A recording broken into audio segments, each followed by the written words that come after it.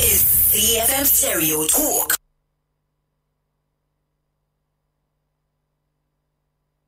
The platform.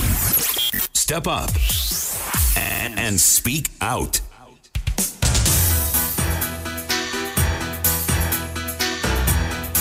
You're tuned into ZFM Stereo, my station, your station, the hottest radio in town. The name is Kwirirayi with yet another episode of The Platform, as we do every single Wednesday.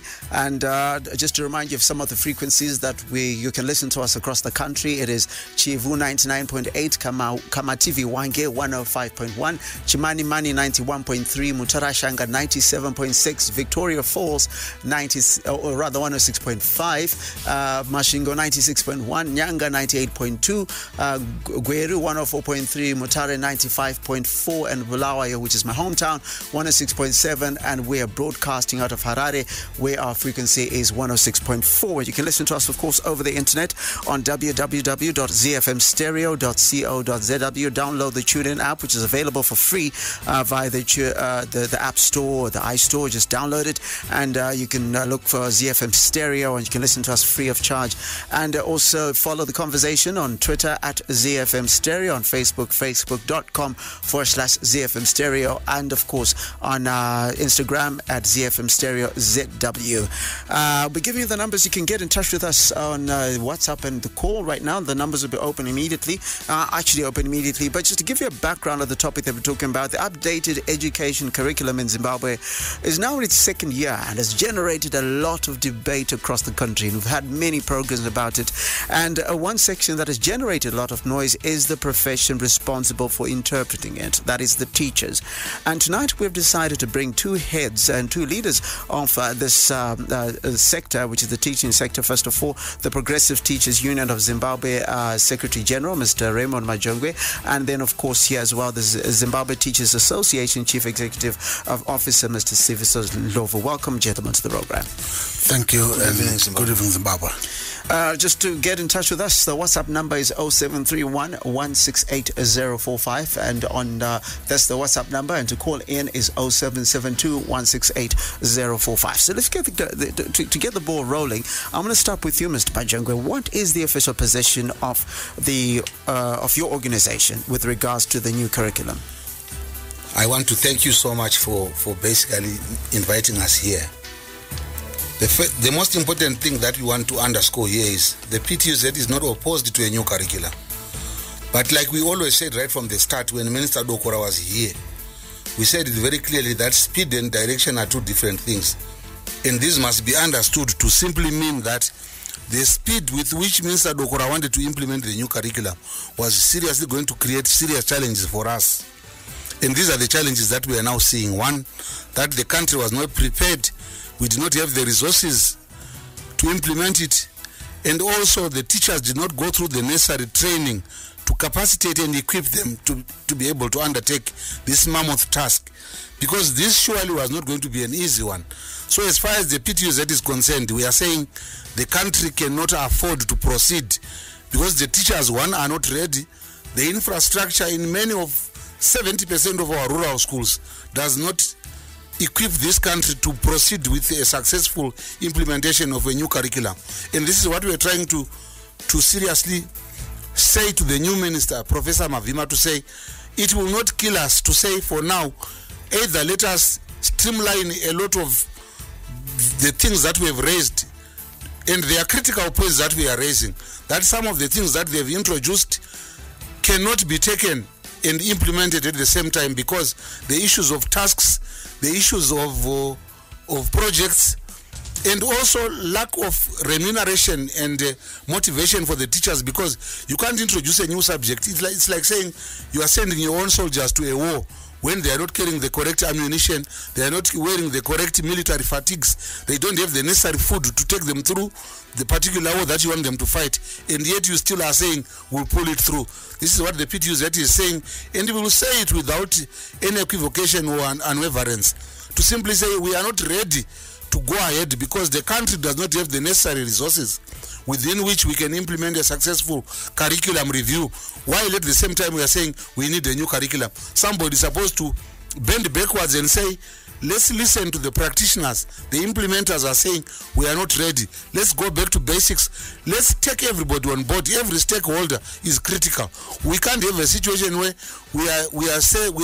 we are imposing new subjects. The career paths and the learning lines that we have created don't create the necessary people we are talking about. We are talking of a nation that is saying we want job creators. If you go back to school and you say, let's go to the learning areas, which learning area will create a job, a person who is going to be able to create a job on their own? None. We have introduced new subjects like mass displays, new learning areas, mass displays, which is predominantly PE. Is it that we don't have enough job raisers or what? We have them, but we are simply not being correct in how we are reading it. We have introduced a new subject called heritage studies, which is nothing but a hodgepodge of everything. Because at the end of the day, the learning area is not only confused, it is seriously deficient in terms of what is it we want to address. We have created what are called elective subjects. At the end of the day, we say we cannot teach more than seven. A student cannot do more than 7 subjects, but at the same time we have created 42 syllabuses. Why are we creating them and imposing the same things? If government wants to create and set a standard, then they must be able to make sure that they meet the end of the bargain, not to come and impose things, throw things to the parents and ultimately run away and abdicate the mammoth responsibility of carrying the yoke of taking us forward.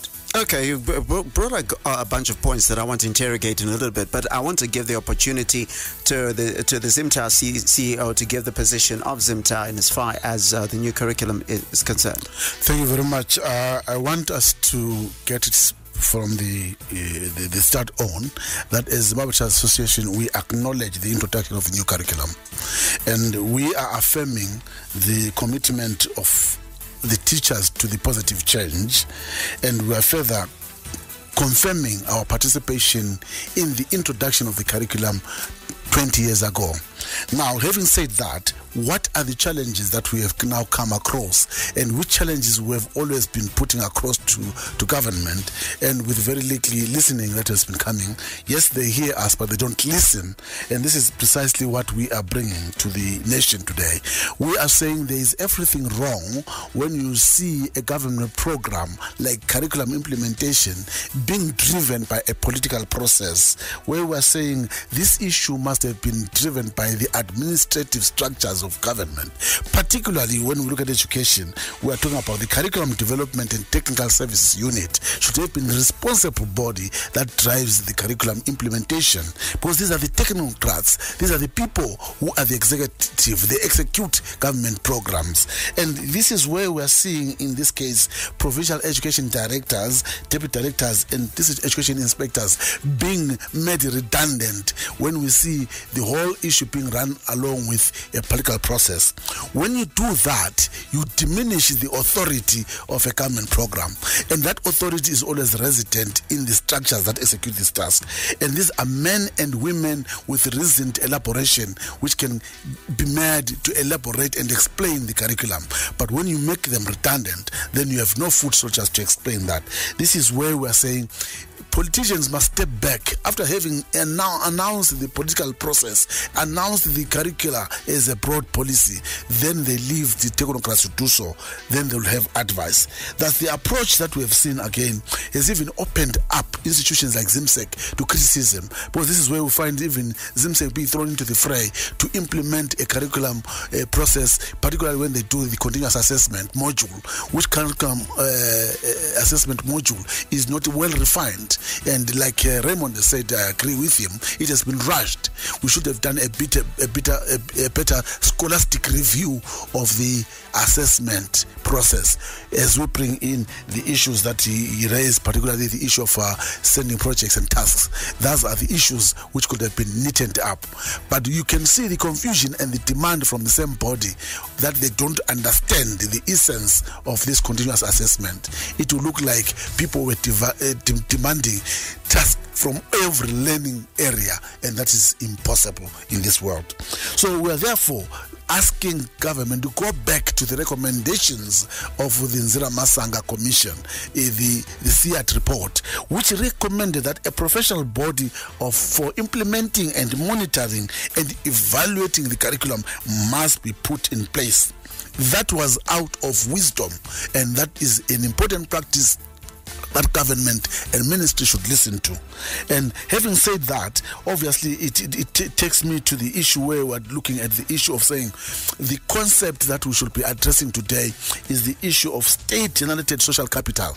When we talk about that, we're saying now the state must support the vulnerable groups, particularly the disadvantaged communities who are now being asked to go along with the new curriculum, but with very little resources, both in terms of infrastructure, in terms of family resources to support the education system, as opposed to some of the communities that we have. So the social capital in our area is disadvantaging the learners, and they are not being given equitable access to education by this varying access to resources that we have in the country.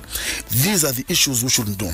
Curriculum implementation depends mostly largely to the quality of teachers. So then, as a matter of policy, we should prepare our educators very well in both in terms of knowledge and content of the subject, and also the pedagogical theory that they must do in executing the curriculum. These are some of the challenges that we now have to grapple with, and we are grappling with them under-resourced. And this is where the curriculum now is faltering, and we need to address those issues if it has got to pick up pace. 0731-168-045. Get in touch with us. Get in touch with us with issues, what you think about the teachers and the interface with the new curriculum. And if you're a teacher out there, what do you have to say about this particular curriculum? We've got representatives, the leaders of these two organizations, the Progressive Teachers Union of Zimbabwe and the Zimbabwe Teachers Association. Do you feel these organizations have helped you as a teacher, for example, to be able to deal with challenges with the new curriculum? What is the case may be? And I want to bring that particular question to you, like, given the circumstances and being a union, has there been any work that has been done, for example, to capacitate members of your particular organization to be able to deal with the challenges of the new curriculum? Let me say thank you, Larry, for that. First and foremost, I actually want to thank Mr. Spisodlov here, because what he is saying here now is not what he was saying last year when Minister Dokora was around. And I'm happy for him because at least for once they have now realized the truth, that this curriculum and the way it was being done was wrong. He has spoken, he says if this is not Mr. Svisonlov, and I'm happy for Zimta and him because he has now hit the nail on the head. If we had spoken like he has done, this curriculum would never have gone, because Minister Dokora was hiding behind what Sviso and Zimta would have possibly said, and he said he has supporters and sympathizers, and he let this thing run.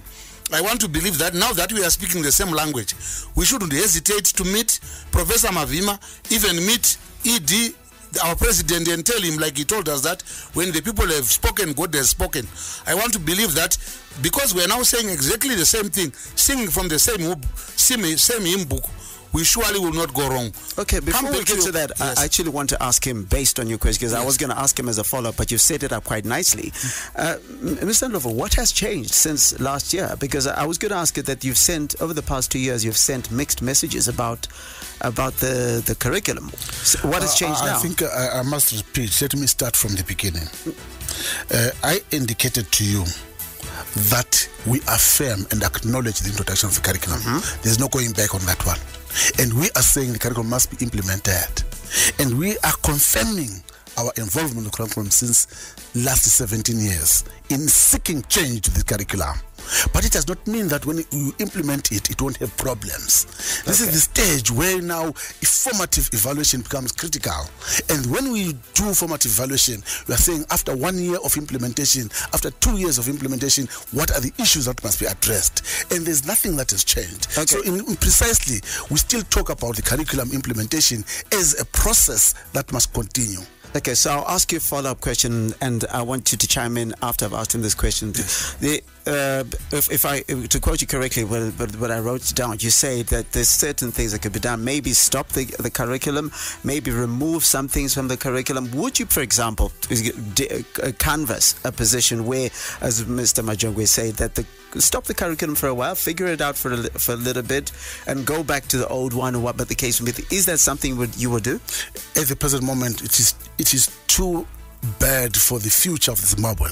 We cannot arrest the future of the young generation by believing that if we stop the implementation of the curriculum, we will have one day sufficient resources, one day we will have sufficient time and sufficient knowledge to implement it with smoothness that we expect it to have. So clearly, we must support the young generation for the future, that we must change the course of the curriculum. It is at that changing the point that we must embrace the change and then seek the implementation processes that are relevant and in concert with the environment factors. When I talked about social capital generated by the state, I was talking about the issues of the environment, the neighborhood, the communities that must be afforded the opportunity to enjoy the benefits of the new curriculum. I think by funding. It's not answering your question. That's what I was going to say. The question is clear. Are you going to do it? And I'm clear. I'm saying that is don't arrest the future. So the answer is no. Don't arrest the future. No. Don't arrest the future. All right. Your response to that? I want to speak to things that our membership has said. Let me just give you an analogy. You are on a journey to go to a place that you don't know, but it's in the Congo, in DRC. Then you wake up, you discover that you are in Botswana. What do? Do you proceed going in a direction that you don't know, or you go back to the source so that you configure yourself, reorient yourself, get your tangents right, and proceed with the journey? That is the critical question that many of us must be grappling with. As far as the PTUZ is concerned, there are things that we cannot afford to allow going on. First and foremost, we must not hide behind any excuse. As far as we are concerned, the path that we have taken is misleading, is wrong. We are told we want to create people with skills. What skills are we going to create if we are just going to tell us that we have created subjects called heritage studies that don't in any way assist our cause and our direction? The most important thing here is pride does not, swallowing pride and bending backwards will not kill anyone. We are Zimbabweans on our own, in our own country, in our own pace, making our own decisions. Nobody is holding a gun on our heads to say, go this and do this and go this way. We can easily go back, swallow our pride, deal with our challenges and our problems, and find ourselves. How many people have made mistakes in their lives and have gone back, reconfigured and reoriented themselves and are reason to succeed? This is what we are doing. As far as Raymond Majongo and the PTUZ are concerned, the direction that we have taken this far does not take us anywhere. Okay. There's more confusion in our schools, and I will just challenge you, go to any headmaster now and ask them if they understand anything in their bearings. Go to any PED, ask them. They know nothing. So what are we implementing? How do we send mechanics to go and repair a car that they have no capacity to understand what model it is? What new parts do they bring to it? What oil do they use on the car? They know nothing. But we are just saying, you are mechanics, go and deal with the problem. I want to ask for a question on that before. I've got a message here from Tatenda Mtari. I want to read that, your message. I'm going to read that shortly, but I think it's going to be targeted more at Zimta. But I want to ask you a follow-up question, Mr. Majongo. There have been reports of students who have become more interested and more responsive to education since the new curriculum came in. And, you know, you're talking about the mass display studies, yes, and so forth, yes, where certain students have become more engaged in learning. These are the things that we are hearing from people who are divorced. No, where are these reports coming from? No, but my question is have you gone onto the ground and said, no, this is not true? There are no children who have become more who were always being seen as academics. We are coming from the ground. That's where I'm coming from. The union I represent has teachers in Mangura. We have teachers out there in Rudziri, teachers who are out there in Cholocho, teachers out there in down Nyamapanda who are telling us that what we are simply doing is we are window dressing and putting cosmetics on a frog. The so-called new sweet things that we are talking about do not in any way respond to the needs. We are talking of people who made skirts of condoms and they are saying act responsibly. Is that the new excitement that we are talking about? I don't want to believe that we are taking the correct course. Okay. I want to. You can respond to that, but I want you to remember to respond to Tenda Motare, who's just got in touch with us on our WhatsApp platform. It says, I recently qualified. Okay, Tatenda from Motare. Sorry about that. I recently qualified. I'm a recently qualified teacher awaiting graduation from Motare Teachers College. We were never taught about this new curriculum, but during teaching practice, we faced the new curriculum. What can be done to train us when we are going to be employed? So that's a very specific question for you. Let me say this very slowly. I said clearly, no matter how good a curriculum is, the implementation of any curriculum depends on teacher capacity. And teacher capacity means we must prepare teachers. We must prepare them in terms of pedagogical knowledge, how to teach and how to interpret the curriculum. That is taught at college. That is what a good college will bring out. Whether the teacher is going to teach in China or in Tanzania, the issue of interpreting a curriculum is a pedagogical theme, and it cuts across societies. Then the issue that we're talking about here is content knowledge. Which content knowledge is what we are talking to today? Subject content. In order for me to teach a child, I must understand the subject at hand above the understanding of the child or the learner. That is where we're saying teacher preparation must continue, and this can only be done through intensive in-service training, through intensive education within the system. As teachers continue to teach, that cannot be ignored. What is now lacking is that process, and the implementation is affecting a small cohort between ECD and grade 4. Why don't we then take up that? At secondary school, it is the whole stream 1 to 6 that is now in the new curriculum. So in essence, therefore, we will need continuous learning and teaching for teachers. Okay, I want to come back to you. I'm going to take a quick break, but I want to get this also in mind in your thought based on what you said, because here's another teacher. And teachers, please do get in touch with me also on our phone number on 0772168045. The call lines are open. Tifonere mutuzo richichi rukitika kwamuri. Ayeli sifonele lisitshela ukuthi kwenzakalani ngendaba le yama teacher and the new curriculum, and on 0772168045, and WhatsApp number being 0731168045. We're going to take a quick break, but before the break, from Nyanga says, I'm a teacher and my headmaster doesn't understand this curriculum. Most teachers do not even understand this curriculum.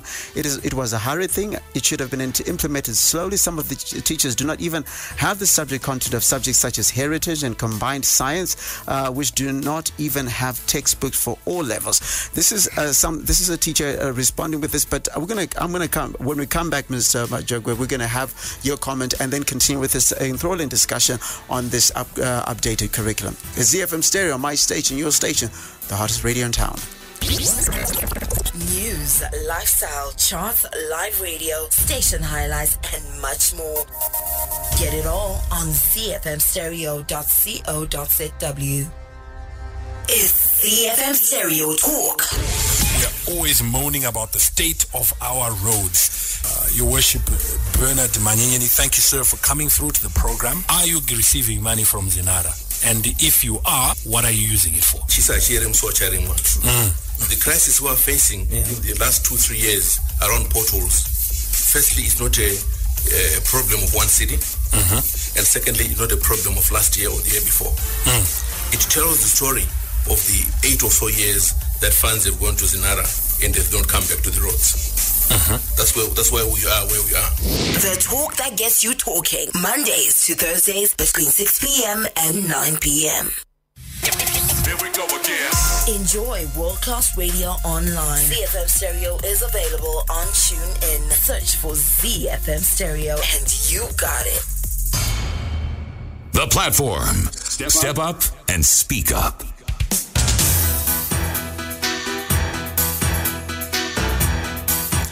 It's ZFM Stereo, my station, your station, the hottest radio in town. And when we talk about issues of education, they are issues that will always create big debate because they do have a bearing on what the future is going to be like. And in the studio today, as I said, I've got the Secretary General of the Progressive Teachers Union of Zimbabwe, Mr. Raymond Majongwe, as well as the Zimbabwe Teachers Association CEO, Mr. Sifiso Ndlovu. You wanted to respond, and just to remind you, you are the key part of the discussion at home.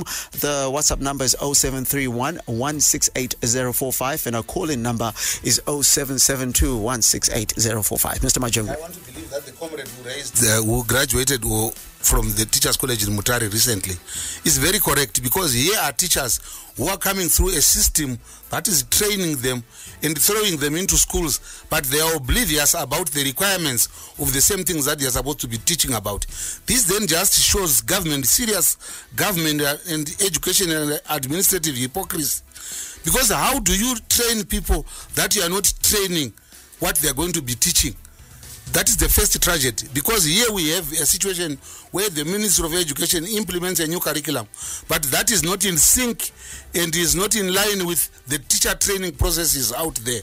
Just like now we have ECD, that where a certain decision is made at a political level. I agreed so much when Mr. Sifiso Ndlovu spoke about everything wrong being driven by political processes. This is why we are saying issues of education, take them out of the central committees, take them out of political boardrooms, take them to the administrators, where people are going to say, this is good for the nation, this is good for taking the skills of our nation and our youngsters forward. Because the real tragedy now, if you look at it from the vantage point of saying, the same teachers that are being trained this year are oblivious about the new curriculum. When they then graduate 3 years later, they can't fit anywhere. So we are simply saying, go back to basics. And like I said, we are in our country. Why are we rushing? Why don't we put our house in order and then implement a program? It's like the same position where the PTUZ has said, the issue of tasks and projects, they can't be used for the exams for 2018, because one, the teachers who are said to be preparing the students for projects and programs and projects and the tasks don't know nothing. The marking regimes and the methodologies and anything is not known by anybody. Why are we going to South Africa to learn about things and we come and implement them without understanding the same things that we want to come and implement here? Because the situation around projects and the tasks was borrowed or copied from South Africa, and they're just being brought here. It's the same thing the way we send engineers to go and buy graders and they go and bring us snow graders that cannot be of any use anywhere. It's the same thing here. We are sending wrong people to go and implement and copy things, and they come here, they do cutting and pasting, and they confuse everyone. And that's the truth. Because if we are not going to be honest with ourselves, it is this generation that we are just condemning into the abyss of poverty, confusion, and lack of education. Okay, I want to ask a follow-up question on that. Thank you. Are you saying that there has been absolutely no success whatsoever since the implementation of this new curriculum? From my vantage point is, I'll give you a success rate of about 30%, which means talking about it only. But implementation, acceptance, adherence, and many other things, it's 0-0 for each one of them. Because if we have been saying we accept a new curriculum, and then at the same time we go to the people, the headmasters, what do you understand? They don't know nothing. The PEDs, what do you understand? Nothing. The DSIs, what do you understand? Nothing. The teachers, what do you understand? Confusion. So what are we saying here? And this is what we are saying to Professor Mavima. Let us go back to basics. All of us swallow our pride. Let's re-look at these things. We held a symposium on the 4th of January. And we invited the minister. And the teachers themselves, the classroom practitioners, spoke and highlighted the weaknesses that we have seen. There could be some success stories, yes. Well, like the reports that are coming from the people who are saying there are people who are now enjoying. And these are things that now we have to deal with.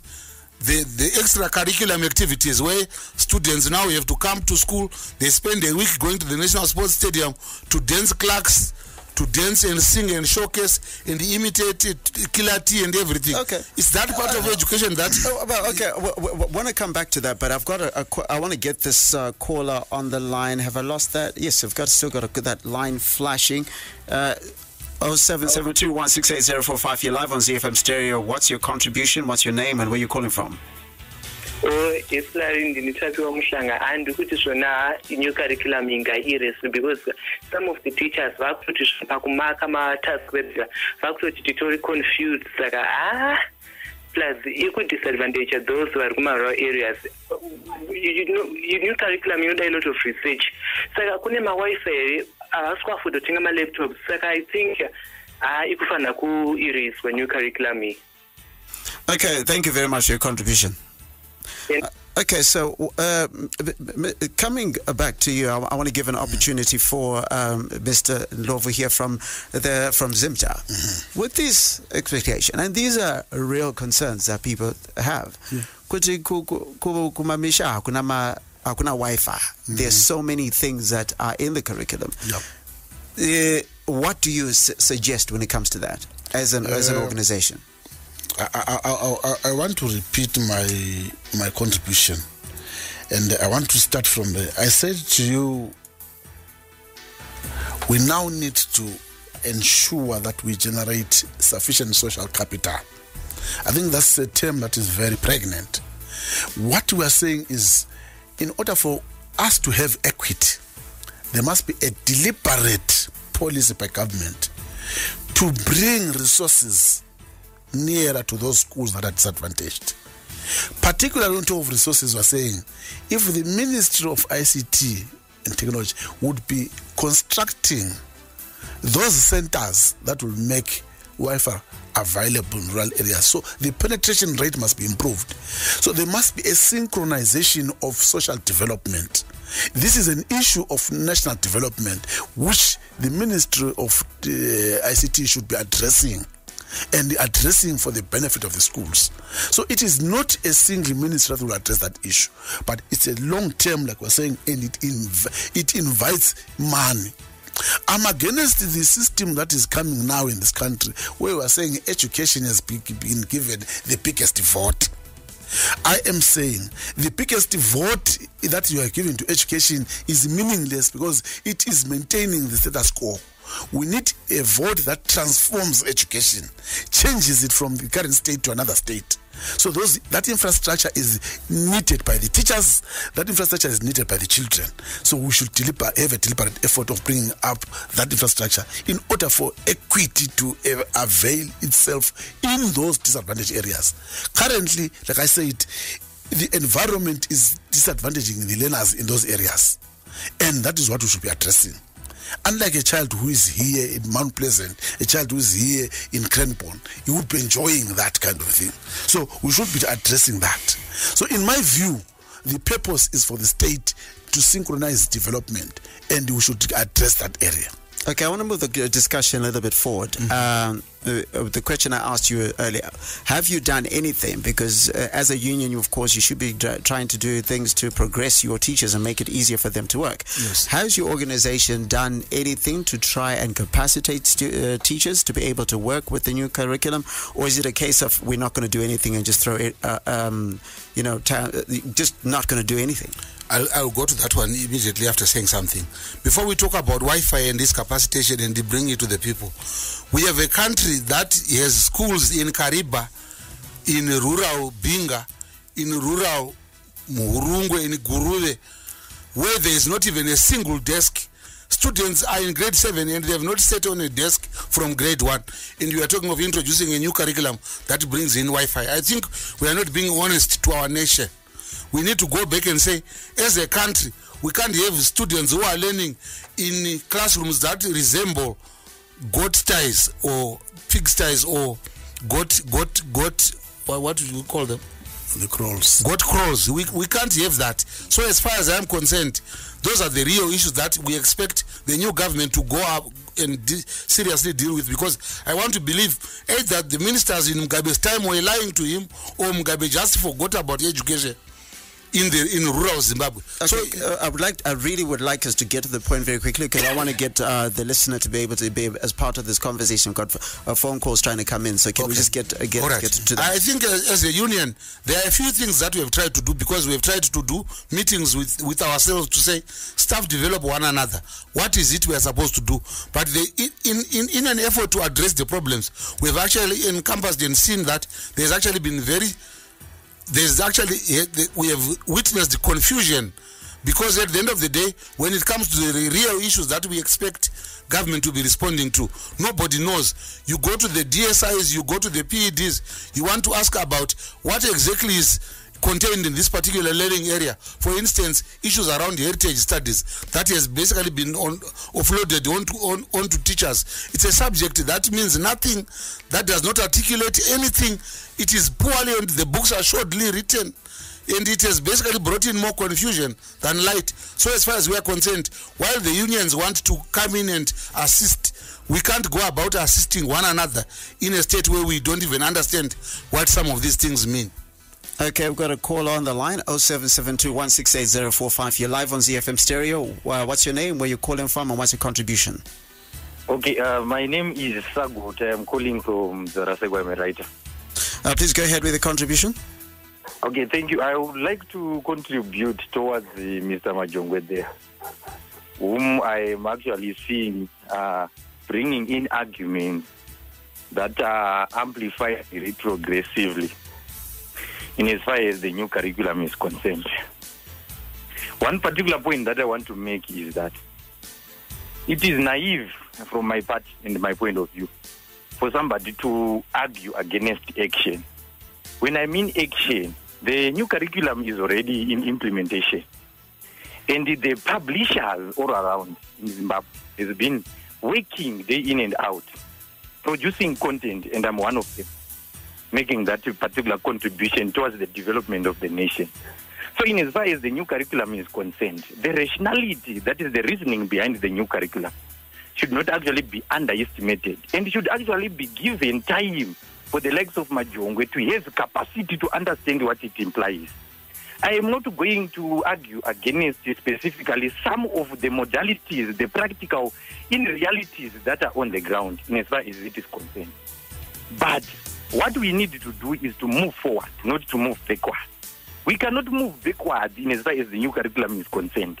And that it means we have to implement readjusting. The first process of policy making is agenda setting. We need to make an agenda moving forward. And the agenda is... Hello, my brother. By one. Hello? Just to ask you something.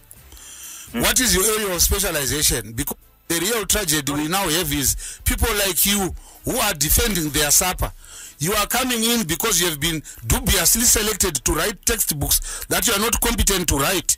And you are basically raising these issues to defend your territory. So as far as I'm concerned... Sorry. Why Brother, do you believe that everybody is developing... Sorry. Okay, let me... developing the content. Why is he believing that everybody is not capacitated? That's number one. Secondly, Majongwe, why do you believe that you can move against the tide of a tornado when implementation is on the ground? The teachers and the money, the nation has been in a national crisis. Everybody knows that. And we know that there is no money sometimes on these particular issues. But when we are in a transformation, we need a basis of agenda setting as we move forward. That is the general direction of what a nation should take. So you, Majongwe, you should actually be trained to also understand the new curriculum itself, because you lack capacity to analyze it in as far as the modalities are concerned. Of course, there are challenges. We need to adjust those challenges and move forward. Okay, let me actually mislead. So you should not actually mislead the whole nation to say that it should be rubbished and be shelved. It doesn't work. We need to move forward. That's what we have to do, and capacitate people in as far as the new curriculum is concerned. You are not even understanding what heritage is all about. No wonder rubbish it is nothing, as if it's not even important at all. Okay, let me give him an opportunity to respond. Thank you very much for your contribution. I think, Larry, the issue of writing books is not a preserve for any special group of people. This is a national agenda, like the gentleman has said. So we are looking for specialists And the specialists, like, look at people like, let's look at people like Konti Mhlanga, for example, who has been in the arts industry. These are the people who have got the practice of the arts. And these are the people that should come to schools. These are the people who should be assisting us in drawing up. And what have we done as Zimbabwe Child Association? We've been training our teachers to write books. And to write books because they are the people in the practice, in the profession, and they understand the profession so that they can deliver meaningfully. So this is a process which is going on. This is not a new program. It is part of our roles as a professional role as a union that we play, and we deliver those textbooks. We are proud that in the last years, particularly during the incapacitation years, we wrote several reading books for children in grades 3 and 4, and we gave them out to schools, published them and gave them out to schools. That is what we expect our teachers to do, and that is what we are saying. As a teacher now interprets the curriculum, you must now start writing. Don't wait for anybody outside there only to start writing. It is everybody's duty now to come into education and contribute. How do I contribute to mass display when I have not been exposed to that aspect? I must look for the expertise, bring it in to the school system. I want to give you an opportunity because the caller on the phone is sounded like a young person who says, look, I am trying to contribute towards the creation of content and so forth, and he believes things such as mass displays, which result in artists being employed and so forth, and it becoming a serious economy and that sort of thing, and the heritage studies are important, and you are saying are not important. Is it a case of a disconnect, a generational disconnect perhaps? It can't be generational disconnect, because first and foremost, I want to state it clearly that issues around, I will challenge him, because I'm a product of history. I am a graduate from the University of Zimbabwe about history, and as far as I am concerned, the subject is brought about heritage studies. Look at the guys who wrote the content on heritage studies. They must nowhere be near that particular subject, because what is it exactly that they want to tell us? Heritage studies is a concoction of everything, from geography to the Bible to everything, and there's no subject like that. With all due respect, I want to believe that when these guys were brought on board, the terms of reference that they were given did not in any way justify what they ultimately then produced. That's the starting point. Secondly, on the issue of mass displays, one must stand up and say, is it the real challenge that this country wants? We are talking about creating skills, creating people who are going to be able to be job creators. How do you become a job creator if we are going to train you about how marriage was done in the 14th century? What are we talking about? We have not consulted the real stakeholders out there, critical thinkers, people who left Zimbabwe, who know about what we want to do. We have not called them. Like we said right from the offset, we would have wanted a national education conference where all stakeholders were going to come and say, what sort of skills do we want after the group that is in grade 1 finish their A-level in 2029? That is what we were supposed to have been looking at. But the real tragedy now is when we now go back and we say, these people are now claiming that they have a monopoly of the wisdom. The teachers, like Mr. Ndlovu has said, the real people who know about how concepts are brought to students without merely regurgitating them, teaching the pedagogy of teachings and everything else.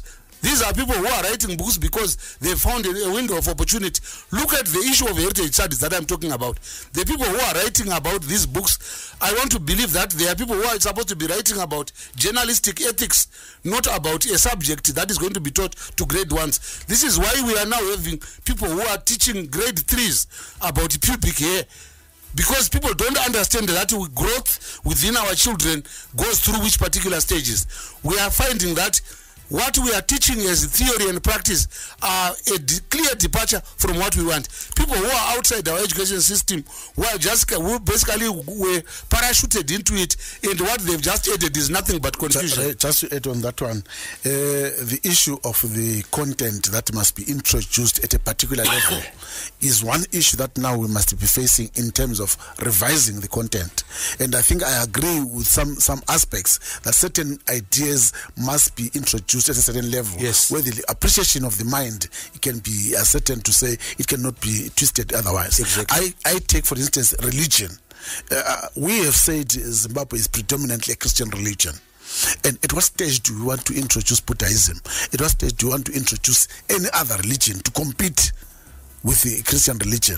This is very important. There is a fundamental problem there, and that is why sometimes we've got so many of these fundamentalists rising against the education system that we're introducing, and they're saying, you are wrong, you can't do this. And we must address that area, because it is going to the moral of the society, it is going to the emotions of society, and it may be unraveling certain issues that education must be sensitive to. If the philosophy of confronting is done, then also the issue... Actually, based on that, is a question I want to ask is, how have you dealt with your members in as far as that is concerned? Because there have been accusations that some of the members have spread rumors that, Christianity would be removed from school churches, and some saying this is coming from teachers. I think that is again the issue of content, knowledge content of the curriculum. So you're saying the teacher is not aware of the content? The teacher at that stage may not have understood how to approach the content. For example, let me give you a clinical example here. The curriculum is concentric in terms of subject matter, meaning that there is a continuous cycle around every subject. There is no demarcation to say, now stop, this is mathematics, now stop, this is science. In terms of the views and the concepts, they must interlock. That is why it is wrong for anybody in instances to demand that every learning area must have a project or a task, because the task must be integrated, because we want to create, at the end of it all, a student with a sense of inquiry and critical thinking. You can't think critically when you are compartmentalized in your arrangement of the brain. So the brain must continuously be in that cycle of thinking and integration. This is why it is critical for us to have probably even a task which brings in the element of heritage that he's talking about, the element of mass display, the element of science, the element of maths in one task. And that is what you would assess continuously. So the no content of our educators is wrong. Even the people who are asking you to who are demanding that you bring the task don't understand it. That is why we said the driving process of the curriculum in the first place was wrong, because it was driven by politics and not knowledge and technocrats who know when to say this can be limited to here and they're not influenced. So we are correcting that aspect. That is what we are encouraging it to be corrected. I want to ask you, Mr. Majongo, while I wait for, I think there was a call that I was just trying to get in here. I want to get as many calls as we can in the last 13 minutes of the show. So get in touch with us on 0772168045 and WhatsApp number being 0731168045. There have been accusations that, and this is for both of you, but I'm going to say particularly to Mr. Majongo, accusations made by that some teachers who were unhappy by the fact that the former minister was streamlining the what teachers could do. In fact, before I continue with that, this call seems to be coming in. 0772168045. You're live on ZFM Stereo. What's your contribution? Where you're calling from, and what's your name? Okay, looks like might have lost that call. Please try and call back again. But there were accusations that because Nyayama extra lessons, and I think you've heard this come up over it. My extra lessons. Okay, this call is coming back in. Let's try and get this. 0772168045. You're live on ZFM Stereo. What's your contribution? Where are you calling from? Okay, we've lost that one. But I think you understand the question. My teacher, Hansi, the limitations on extra lessons that teachers could give outside the school, and that was used by many teachers to rubbish the curriculum. What do you say about that? As far as we are concerned, teachers are people who are technical in their area, and as far as we are concerned, as a union, we actually would want a scenario where teachers take through their students outside school. If the parents of those kids ultimately want to pay them, it's also correct, because one must understand that teachers are people who are delivering a service, and normally if you are delivering a service, one should also be paid for it. That is a point that I honestly cannot begrudge, because the most important thing is we can't have a situation where government officials go outside Zimbabwe and they get allowances for them. And then when a teacher spends 3 hours teaching a student and they are paid $2, we criminalize that. Why would we do that? Because we must understand that when we set conditions, they must apply to everyone. Because, and I want to believe Mr. Ndlovu agrees with me there. Larry, I think the issue now here, we are introducing one important element in the discussion, which I call the hygiene factors of ensuring that the profession remains upright. That cannot be addressed by... Can I just get this call and then, because I think this person is trying to call. You're on live on CFM Stereo. What is your contribution? What's your name and where you calling from? Yes, ndilukufona ndilikuspinge. Taurai tinzwe. Ndilukufona ndilikuspinge ndinozi Mailambo. Nyaya yenyu curriculum yerushupa. Maform 4 anonyora chi gore rineri because vakatangira pamusoro new curriculum. Avana vambodzidza form 1 and 2. Vari kuda kunyora gore rino.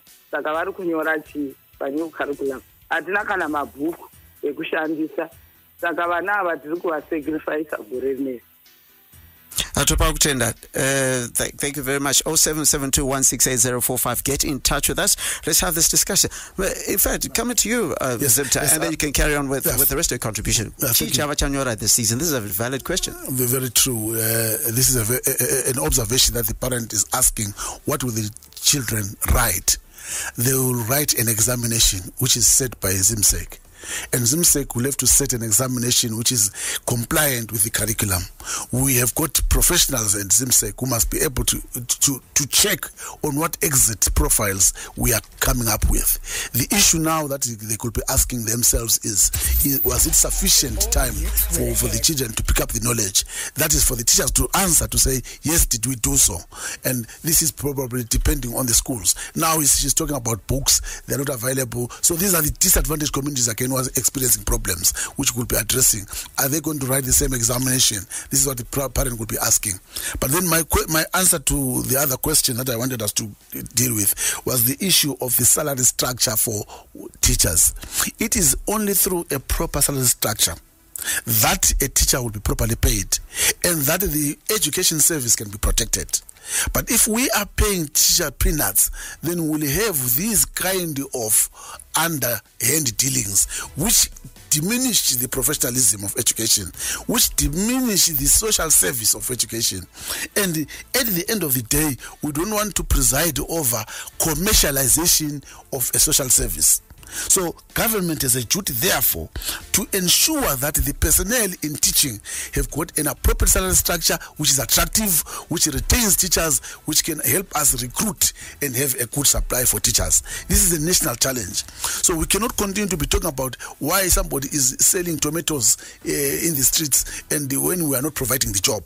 This is where we should be addressing the root cause of the problem.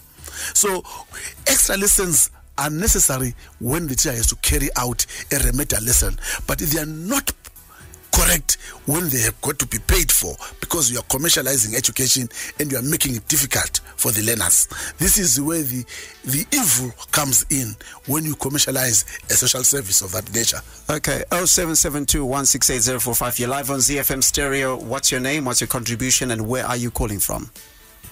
Yeah, Maswera Station. Taswera Maswera Taraitinzwe. Alright, in Ruffer and Rumarari. I'm going to the doctor as Shoma, but in the doctor and Miss Majongwe. If a new curriculum, I think they should do the first. It will tanga drawing table check or tanga one of the two from what Peter say. Then the other problem and don't need it like he was saying, putting up decisions and it was not politicians. As you are now like now, I'm going to do the curriculum that outside the country, but you implement as 3 quicker the Kunesi Susu Vanengarum. I think that's my contribution. Thank you for your contribution. So that call once again, Kutingatimbo Mirai and so forth. The question that I'll ask afterwards is to say, is there a way that it can still be implemented, therefore? Because I mean, some people are saying Kumira, but is there a way, in your opinion, at least a section of it can be implemented. The real tragedy is what the mother from Chipinge asked just now, Maimulambo. Kuti vana vari kunyore chi? Pane nyaya yakatorwa nyaya ichinzi continuous assessment. Iye zvinezvi vana vari kunzi vanyore matask. Ndoda kumbokupa imwe dimension yekuti tine vana vasinganzwi, vana vasingaoni. Matask iwayo vari kuaita sei, yet they are expected to write the same exam. Ndokupa imwe muenzaniso wekuti vana vari kuChipinge vanonzi endai kumakambani munopuwa maaccounts munyore project ine zvekuita ne vanoenda kupi makambani acho hakuna wifi. Saka all those things are the things that we must interrogate and honestly say some of these things were implemented in a haphazard manner. And if we are honest, one would want to believe that we have to be cruel in order to be kind. If you allow this thing to continue, we're actually destroying the same children. Just to give you a snippet of what is happening. No, my specific question was, that we can use. There are these issues that have been brought up. But is there a way right now that I can say, okay, at least we can keep these things and move on until we fix everything? I want you to answer that, but I want to take this call on 0772168045. You're on ZFM Stereo Live. What's your name? What's your contribution? And where are you calling from? Okay, seem to have lost that call. We're going to please try and call back. I want to get as many people from home to take part in the discussion. But that question, the real challenges that we have now, what do we do now? We have countries that have education processes where chaos has happened in their countries, and years or two have been lost, but still they've proceeded to correct those things. I want to believe, if we are honest, we can leave grade 0, grade 1, grade 2, grade 3, grade 4. The curriculum, leave it there. But for these who are in O-level now, if it means that we have to make sure that they forgo a year or we address it in a particular way, we have to do it. Because, for instance, just to give you a snippet of what is happening on the ground, the people who are supposed to be marking the tasks have not been trained. They don't know what is supposed to happen. Ordinarily, when you mark an exam, or at least regulate it, you must be paid for it by ZIMSEC. What is going to happen in terms of payment for the teachers who are going to be moderating these exams for these tasks and these projects? We have not seen a uniform method through which these projects and tasks are going to be marked. The people have not been trained for them. So if anything is going to be happening, it's just chaos and confusion. And the teachers are saying we are not competent to be able to mark these projects and the tasks. Have you engaged the minister on this? We have tried to do that. We did a symposium on the 4th of January, and he promised to come back to us. And I want to believe that, being the honest man that I think he is, we should be meeting very soon to revisit these particular concerns. Mr. Ndlovu, what do you think of his proposition? Well, we have. I have a minute that we sent to Ministry here, where we said, with a little technical consultation and preparation for continuous assessment, educators are reduced to automatons to implement commands and communiques. A disaster is in the offing. So we are advising that this exercise of continuous assessment be halted until it is perfected. Yes. So we are looking at the component of continuous assessment in its chaotic nature. But we're not doing away with the examination, because Zimbabwe has always been using the examination system. The irony of it now is that even as we come in, you find that we are coming to celebrate how many A's a student has got. But we're not celebrating a student who has been doing very well in music, for example, and or maybe in athletics, so that he can become the next Usain Bolt or whatever. Yeah, Usain Bolt. But who is getting money and can even employ other people, by the way? So we're not celebrating that at the present moment. But we're in the new curriculum, in the new era. So I was saying, for instance, when we saw the piling up of saying so many A's at this school, so many others, I said, this is nonsense, because what we're going back is you are continuing with your academic thinking. Mediocrity. So that's not the best. Okay. So in my view, we can stop continuous assessment, but continue with the implementation of the curriculum for the posterity of this generation. Okay. I've got Chila coming in. That is the end of the show, unfortunately. We're running out of time. Chila, education system here, from what the teachers have been saying. I think, there's a lot of mixed reactions, and my views are my excuses are I don't know whether the excuses or reasons because the difference is the same. I think there is a lot of selfishness in it. I agree with you. There's no collective consensus. Okay, so we're hoping that the two bodies as well as the ministry can come with a collective consensus. But before we go, what have you got today? We're talking about genes, genetics, the human genome, and how our environment influences or changes our character, our hair, our eyes, how we see things. Precisely what we said at the beginning. The environment shapes the conditions for the learner to learn. Okay, that's beautiful. That's coming in right now. Sheila is going to be coming in with Culture Talk. My name is Kwirirayi. I'll be back with you next week, Monday, between 7:30 and 8:30, again on this program that is The Platform. Otherwise, I'd like to thank our guest today, the Progressive Teachers Union of Zimbabwe Secretary General, Mr. Raymond Majongwe, as well as the Zimbabwe Teachers Association CEO, Sifiso Ndlovu. Thank you, gentlemen, for coming. Thank you very much, Larry, and good evening, Zimbabwe. And of course, thank you to you, the listener, for taking part in this conversation. Keep tuned into ZFM Stereo, my station, your station, the hottest radio in town. And as I say, where I come from, take care of yourself.